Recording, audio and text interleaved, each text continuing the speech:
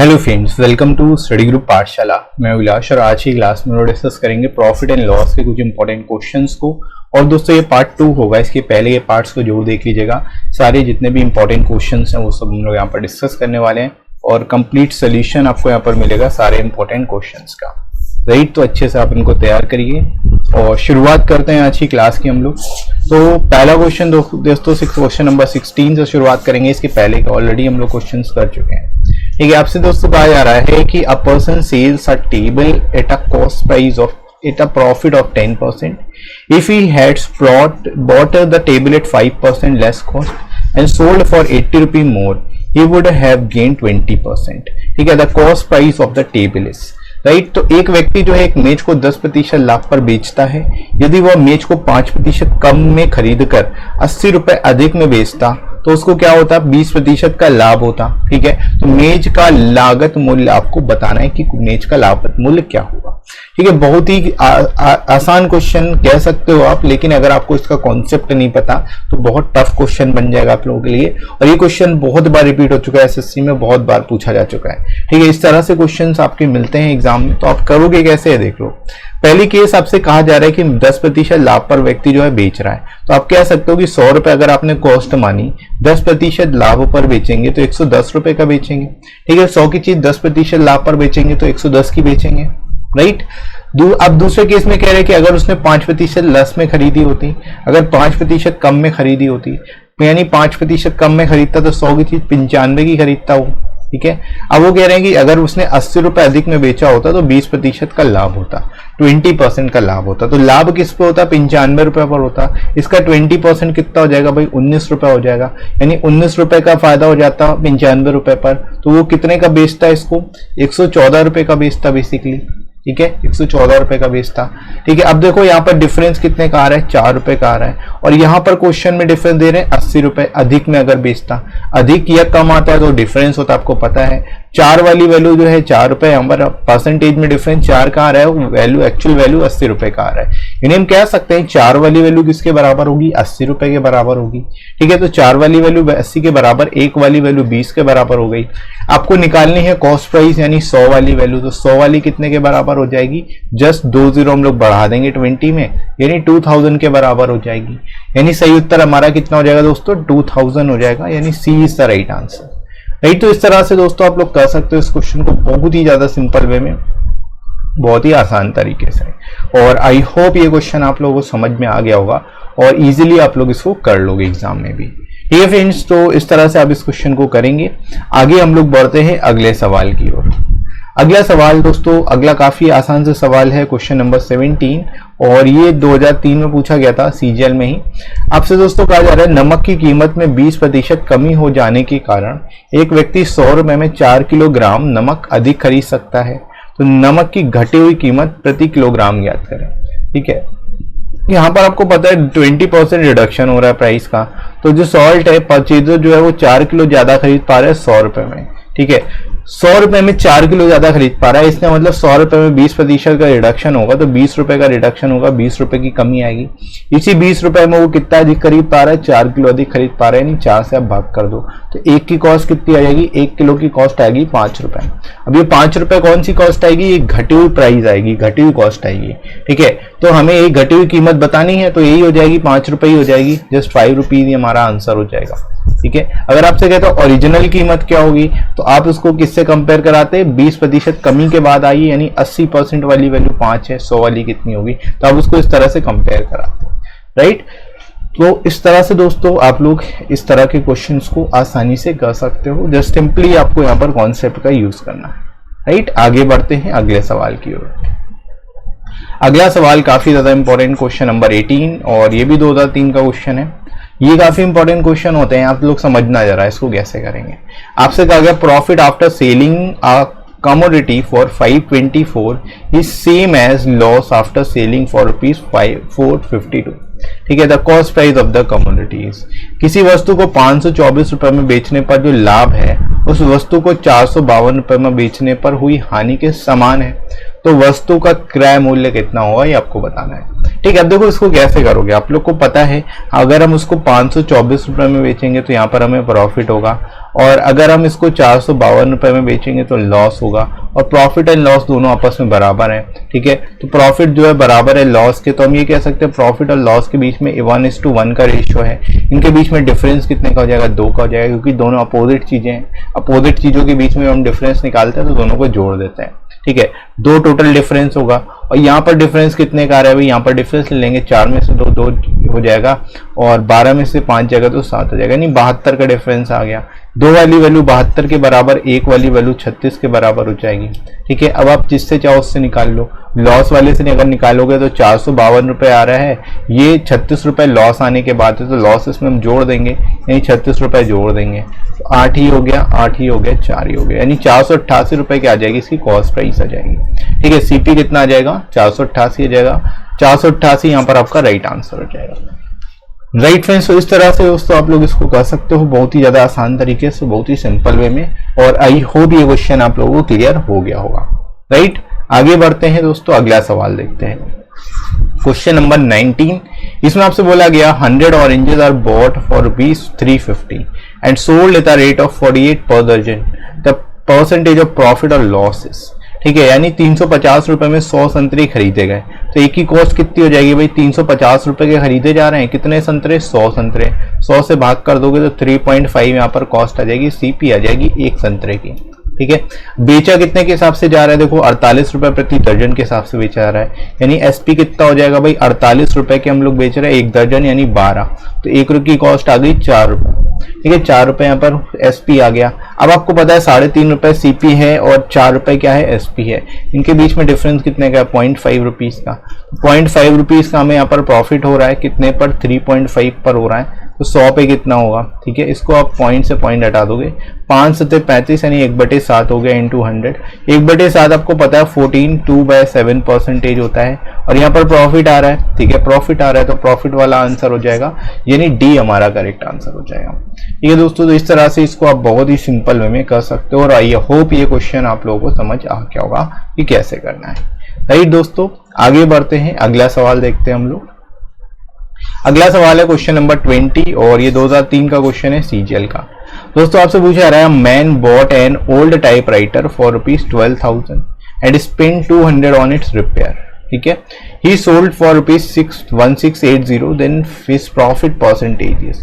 ठीक है, एक व्यक्ति जो है अपनी पुरानी टाइपराइटर जो कि 1200 रुपए में खरीदता है, अब क्या करता है, 200 रुपए उसकी मरम्मत पे खर्च करता है, तो 200 रुपए मरम्मत में जो खर्च करेगा वो हम लोग इसमें जोड़ देंगे, उसका कॉस्ट प्राइस में जुड़ेगा, यानी 1400 रुपए उसका एक्चुअल कॉस्ट प्राइस आ गया। ठीक है, एक्चुअल सीपी उसका कितना आ गया, 1400 रुपए आ गया। राइट, अब उसको बेचेगा वो 1680 रुपए में, तो 1680 में बेचेगा, 1400 इसमें से घटा देंगे, तो 280 रुपए का यहाँ पर क्या आएगा, प्रॉफिट आएगा, लाभ आएगा। ठीक है, अब देखो आपको पता है 280 रुपए का यहाँ पर लाभ है, कितने पर, 1400 रुपए पर, तो 100 पे कितना होगा, आपको पता है भाई, इसका 10% 140, और ये डबल है तो यानी 20% सीधे सीधे आपको दिख गया, 20% यहाँ पर लाभ हो जाएगा, 20% इज द राइट आंसर, ए आपका करेक्ट आंसर हो जाएगा। राइट दोस्तों, तो इस तरह से आप इस क्वेश्चन को कर सकते हो। बस ध्यान ये रखना है कि कभी भी रिपेयर हो रहा हो या फिर कोई चार्जेस लग रहे हो, ठीक है, जैसे कोई चीज खरीदी गई, कोई मशीनरी खरीदी गई और उसको दुकान तक या शॉप तक लाने तक का जो खर्चा है, जो चार्जेस है वो पे किया गया, या रिपेयर पे किया गया, तो वो सब जो है आपको जोड़ना पड़ेगा उसकी एक्चुअल कॉस्ट में, तभी उसका एक्चुअल सीपी निकल के आएगा। राइट, तो ये चीज आपको याद रखनी है। आगे दोस्तों हम लोग बढ़ते हैं अगले सवाल की ओर। अगला सवाल है क्वेश्चन नंबर 21। इसमें बोला जा रहा कि 2 दर्जन केलों की लागत मूल्य जो है 32 रुपए है। 18 केलों को 12 रुपए प्रति दर्जन के पश्चात दुकानदार ने मूल्य घटाकर 4 रुपए प्रति दर्जन कर दिया, तो लाभ प्रतिशत हानि ज्ञात करें। ठीक है, कॉस्ट प्राइस जो है 2 दर्जन बनाना उसकी 32 रुपए है। ठीक है, यानी 32 रुपए जो कॉस्ट है वो 2 दर्जन बनाना की है, 2 दर्जन यानी 24 बनाना की है। ठीक है, आपसे कहा गया after selling 18 banana at the rate of 12 per dozen. ठीक है, 12 रुपए के 12 के हिसाब से बेचे तो 18 रुपए के 18 बेच देंगे भाई, 18 बेच दिए हमने, कितने रुपए के, 18 रुपए के।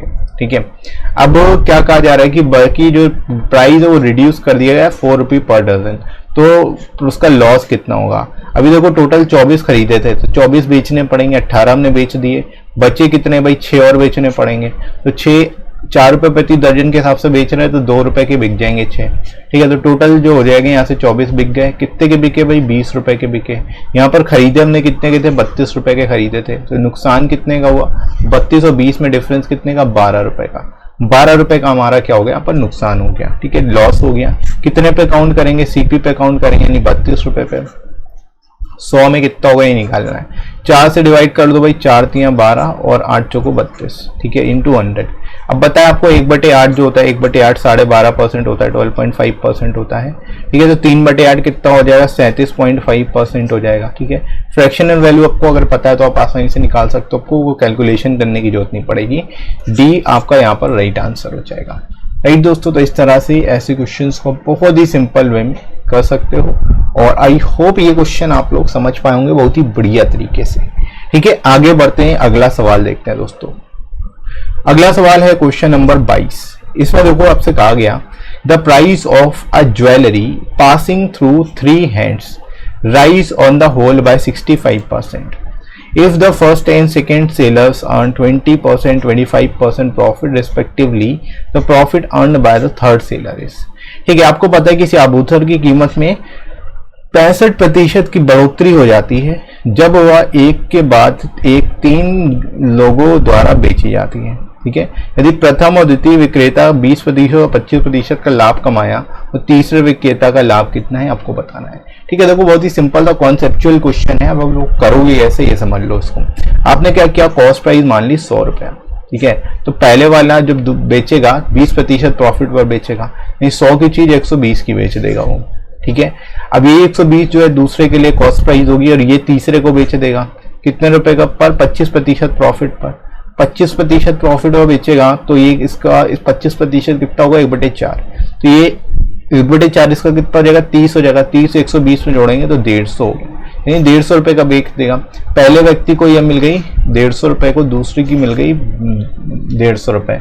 पहले को 120 की पड़ेगी, दूसरे को 150 की पड़ेगी। अब 150 वाला जो बेचेगा तब इसको ये इसकी वैल्यू टोटल 165 हो जानी चाहिए, क्योंकि तीसरे वाले के पास ओवरऑल जो कीमत बढ़ रही है 65% बढ़ रही है, यानी 100 से ओवरऑल 165 बन रही है, ठीक है। 100 से 165 ओवरऑल बन रही है, ठीक है।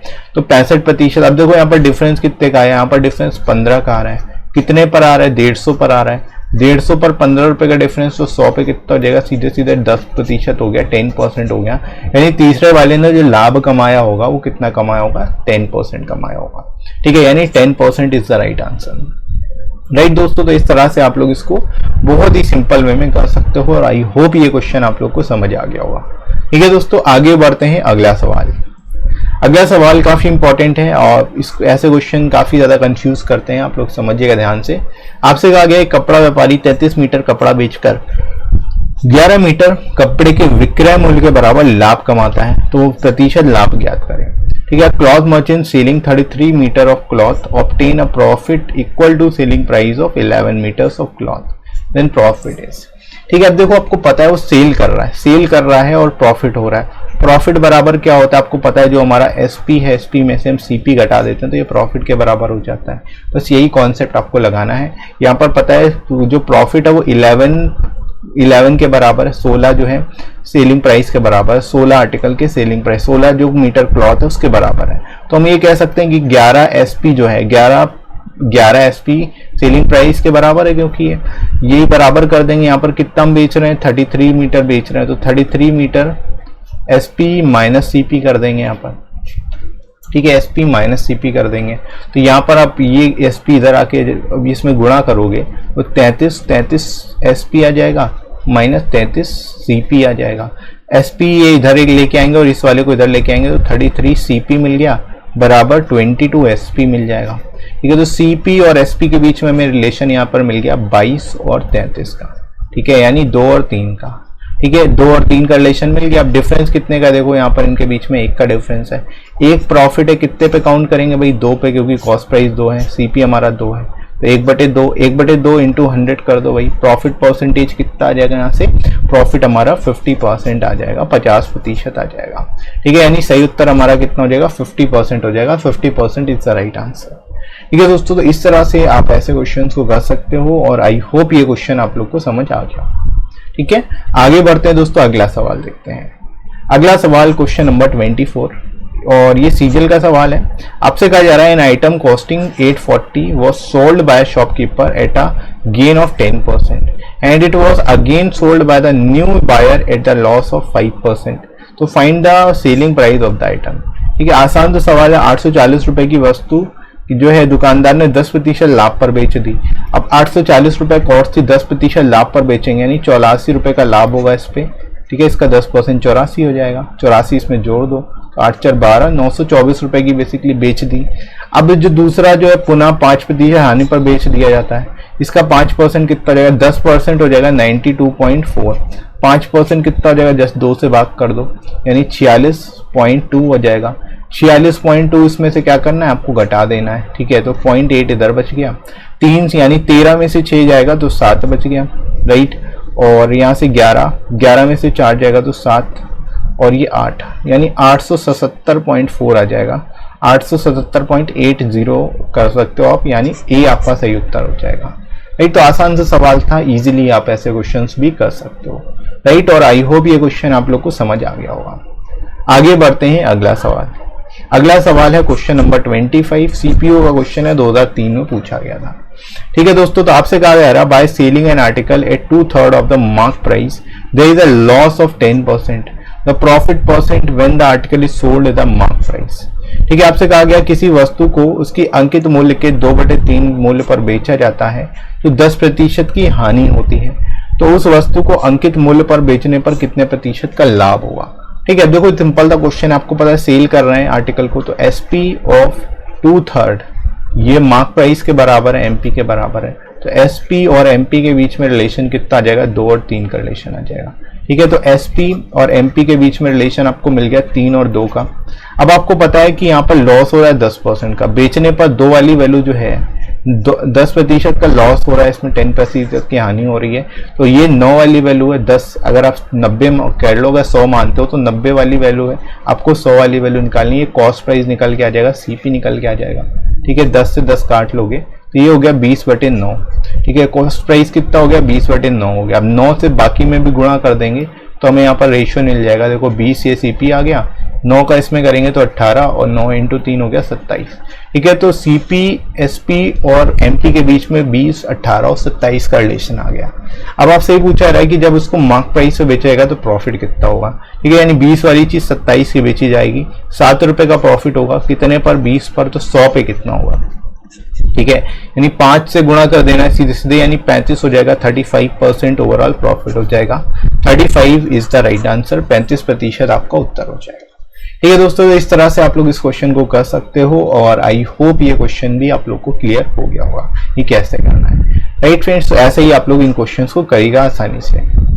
तो दोस्तों ये कुछ क्वेश्चंस थे और आई होप आप लोग को समझ में आ गए होंगे सारे क्वेश्चंस। अच्छे से आप प्रैक्टिस करिए और इसके पहले वाले वीडियो को देख लीजिएगा और लाइक एंड शेयर जरूर करिएगा इस वीडियो को।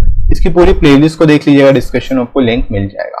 ठीक है, और साथ ही साथ टेलीग्राम चैनल पर आप ज्वाइन कर सकते हो, आपको कमेंट सेक्शन में लिंक मिलेगा। साथ ही साथ डिस्क्रिप्शन में ही लिंक है, आप अपने डाउट्स वगैरह यहाँ पर पूछ सकते हो, कोई अगर आपको डाउट्स वगैरह होते हैं तो। राइट दोस्तों, तो मिलते हैं अगली क्लास में, अभी के लिए इतना ही।